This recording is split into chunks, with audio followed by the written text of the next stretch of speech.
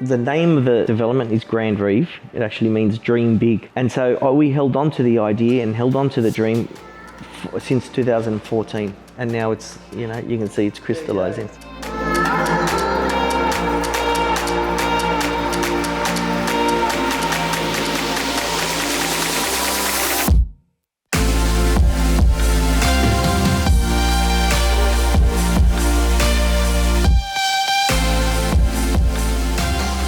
Adam, obviously talking through the project, we went through the job, and obviously you don't often get a project where it's like a trifecta where you've got a good developer, good builder and a good product. And a good agent too. And a good agent, definitely. Going through the site, seeing how DASCO and the team run that operation, and speaking to Alex and hearing how he works with his same construction team for over 10 years, that's a testament to, obviously, to Alex himself, but also that's how you get a good quality job, because they've worked together for a long time. They know how each other work and how each other operate. Currently we've got 200 to 250 workers every day, and the numbers will keep going up as we start more trades. And DASCO's got a reasonable team on this job as well? Yeah, we've got about 20 people. DASCO is a business that's been in operation for over 30 years. During that time, they've delivered over 7,000 dwellings. They're a developer in their own right, but a builder at the Grand Reve. They are a 4.5 Gold Star ISO rated player. So ISO got rolled out and came about with the New South Wales Building Commissioner. So it really provides some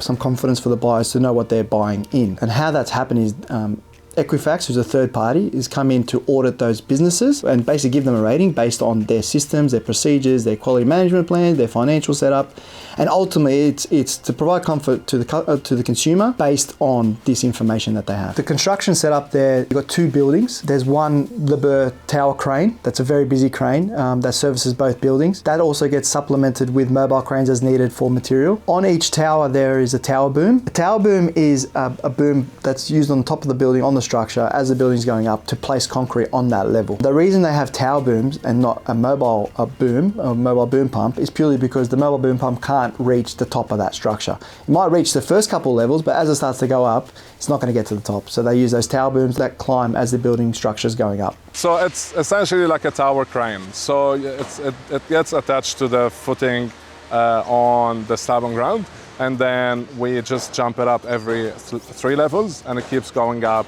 as we go. As the structure goes up, you just keep lifting. Correct. Yeah. Correct. And then we have to brace the slab around the penetration 3 levels down. There's a design for it, and gets inspected and signed off as we go. I was looking at the bricks you've got there. You've got the solid pressed bricks. Usually a lot of the builders would go with the extrusion bricks. Obviously cost-wise it's cheaper and things like that, but to go with that, like, what's the reasoning behind? The reasoning is just it's just more solid. It has more integrity, and it just lasts longer, and it's just more quality overall. Certainly get a better look with that full brick. I mean, the bricklayers might not like it, a little bit more heavy, but harder to work with, but yeah, they look good at the end. The Grand Reve is one of the first projects in the area to get the latent defect insurance. Latent defect insurance is very different to what previously was in markets. The warranties used to just be applied via the builder and developer. So that's when you had to fix an issue, you'd go through them. Whereas latent defect insurance is now attached to the building. So if the builder or developer are no longer around, you still have the warranty via that insurance. This building is probably one of the first buildings to actually get that insurance. Yeah, we were definitely one of the first ones here in the hills area to get that. And that was a massive process, because there was a lot of hoops that you had to jump through. Having McGrath agents, best in the field, using Wolf appliances, Sub-Zero, everything is, the top of that game. And so, to give an insurance, a 10-year structural defect insurance, it just gave another level of certainty to clients. And I felt like, Romeo and I felt like that's what was lacking in the market.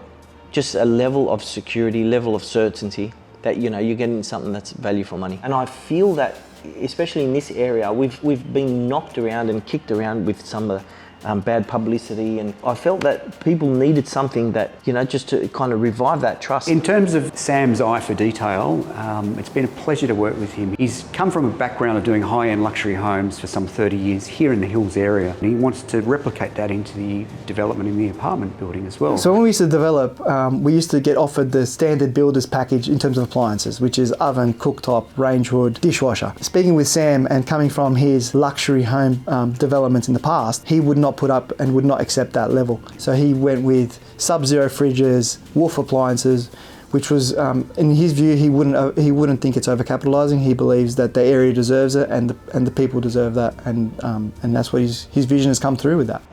What's the word that I'm looking for? Overcapitalising that real estate agents always use. Oh, you've overcapitalised. Yeah. You've overcapitalised. I don't believe in any of that. You know, when you're setting up a development of this scale, you have a lot of people that, you know, find out that there's been an approval. Can we come and see you? Can we offer you, you know, different products, new products and stuff? We went and sat with a number of people, and what we found is that they bring out what they call the developer's package. And I said to Romeo, my partner, I said to him, if we keep doing everything that everyone else is doing, we're just going to get the same results that everyone's getting. And so I reverted back to my basics that when I was building the luxury houses, I said, you know, I used to use Wolf appliances and Sub-Zeros, you know, 15 years ago. I said, I wonder what would happen if we bring that kind of idea into this space. And we said, you know what, let's do it, let's go for it. And so, you know, we sat with them, done a deal with them, and we're pretty stoked with how it all came out. And in terms of completion, what's the setup? What are we talking about for timing of completion? For completion, we're aiming to top up the structure by end of Feb 2024, and project completion we're aiming on by the fourth quarter of 2024.